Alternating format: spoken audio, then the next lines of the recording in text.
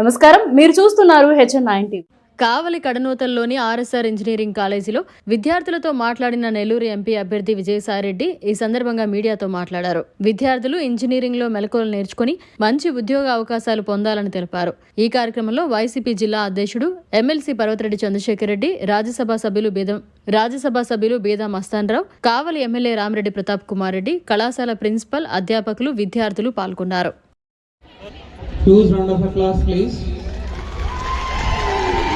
Thank you, sir.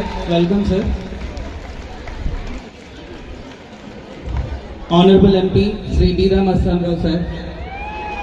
Huge round of applause. Now it has considerably gone up, the number of students. Now, engineering as a base, as a platform, have got many opportunities for you to pursue. As an engineer, after completing the engineering, you can even go for BL or chartered accountancy, or probably it will be waste of time if you go for medicine, because you have already spent 4 years. Now again spending for 6 years on MBBS may be a waste of time. So, and when you after completing the engineering, you have many opportunities. Even you can write a UPSC, Union Public Service Commission. You can become an IAS officer. You can become IFS officer, IPS officer, or revenue officer, or forest officer. Ample opportunities you have. You can see the number of engineering students who are being selected for UPSC have considerably gone up in the last 20-30 years. Therefore, I request all the engineering students to not only to confine yourself only to the profession what you have opted for, but also think of becoming even bigger than this also. Priority అయితే మీరు ఒక్కసారి మీ విలేజెస్లోకి వెళ్ళి government schools చూడండి, ఎంత అద్భుతంగా ఉన్నాయంటే వాళ్ళు వాడే బ్లాక్ బోర్డు 1,70,000 రూపాయలు ఖర్చుతో ఈరోజు మనము వాళ్ళ దగ్గర LED బోర్డ్స్ పడతా ఉన్నాము ప్రతి క్లాసుకు కూడా. అంత అద్భుతమైనటువంటి మార్పు జగన్మోహన్ రెడ్డి గారు ఎడ్యుకేషన్ సిస్టమ్కి ఇచ్చారు. సో నేను మీ అందరికీ కూడా ఫైనల్గా ఒక చిన్న రిక్వెస్ట్ చేస్తూ ఉన్నాను. మీరందరూ ఓటు వేసేటప్పుడు నమ్ముకున్న వాళ్ళకి న్యాయం చేయాలి, చెప్పిన మాట మీద కమిట్మెంట్ ఉండాలి అనే ఒక లీడర్కి వేయగలగాలి. జగన్మోహన్ రెడ్డి గారి గురించి మీకు తెలుసు, ఏదైనా ఒకటి అనుకుంటే దాన్ని ఖచ్చితంగా చివరి దాకా కూడా చేసి చూపించేటువంటి వ్యక్తి. అదే పక్కన ఇంకొక పార్టీ, తెలుగుదేశం పార్టీ అయితే ఒక్కొక్కసారి ఒక్కొక్క పథకం, అంటే 14 సంవత్సరాలు ఆయన ముఖ్యమంత్రిగా పనిచేసినా కూడా నేను ఫలానాది మంచి పని చేశాను, దాన్ని నేను మళ్ళా రిపీట్ చేస్తాను, నాకు ఓట్లు వేయండి అని చెప్పే అర్హత ఆ విధంగా కూడా ఆయన చెప్పట్లేదు. అదే జగన్మోహన్ రెడ్డి గారు అయితే ఈ 5 సంవత్సరాల్లో నేను ప్రతి ఇంటికి మంచి చేశాను, ప్రతి ఊరికి మంచి చేశానని చెప్పగలుగుతా ఉన్నాడు. అలాంటి ఒక గట్స్ ఉండే లీడర్కి మనము ఓటు వేయగలగాలి. మీరందరూ ఓటు ఎన్రోల్ చేసుకున్నారా?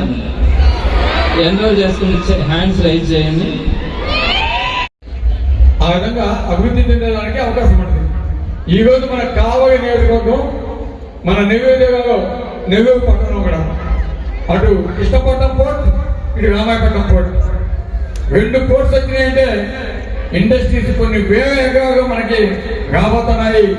మన పిల్లల భవిష్యత్తుకి ఉద్యోగ అవకాశాలు రాబోతున్నాయి.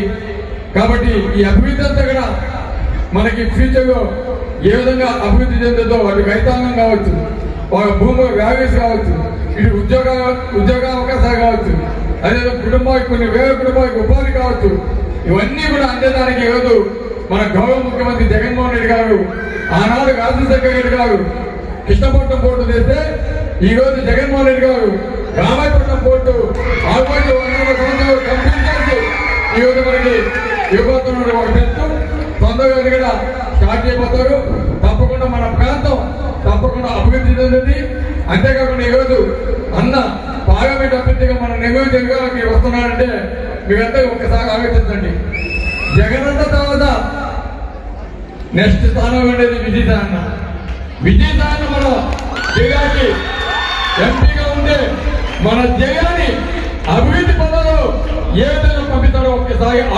కాబట్టి తప్పకుండా మన నివేదిక బ్రహ్మాండంగా అభివృద్ధి చేసేదానికి అవకాశం ఉంటుంది. కాబట్టి తప్పకుండా మీ అందరి ఆశీస్సులు అటు జగనన్నకి, అదేవిధంగా పార్లమెంట్ అభ్యర్థిగా పోటీ చేస్తున్న విజయసాయికి, అదేవిధంగా మన కావలి అభ్యర్థిగా ఈరోజు జగనన్న ఆశీస్సులతోటి, విజయసాయి ఆశీస్సులతోటి ఈరోజు నేను ఎమ్మెల్యేగా పోటీ చేస్తున్న అదేవిధంగా పేద మస్తానే కూడా నాకు అండగా ఉన్నాడు ఎమ్మెల్సీ చంద్రశేఖర్.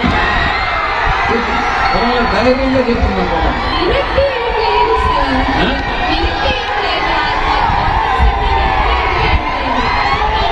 అయిష్టత ఎందుకు ఉంది?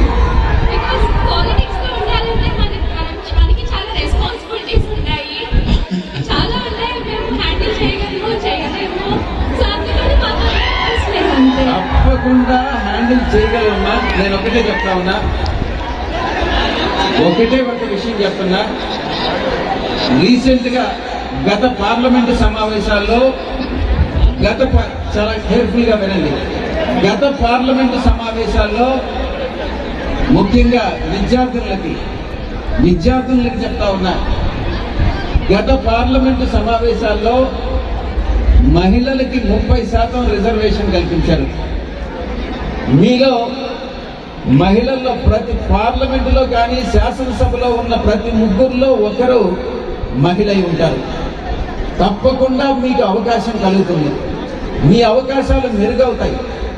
ఇక నేను చెయ్యలేను అన్నటువంటిది మీ మనసులో నుంచి తొలగించాలి. నేను ఏ కార్యమైనా, ఏ కార్యక్రమమైనా నేను చేయగలను అన్నటువంటి ధైర్యం మీలో ఉండాలి.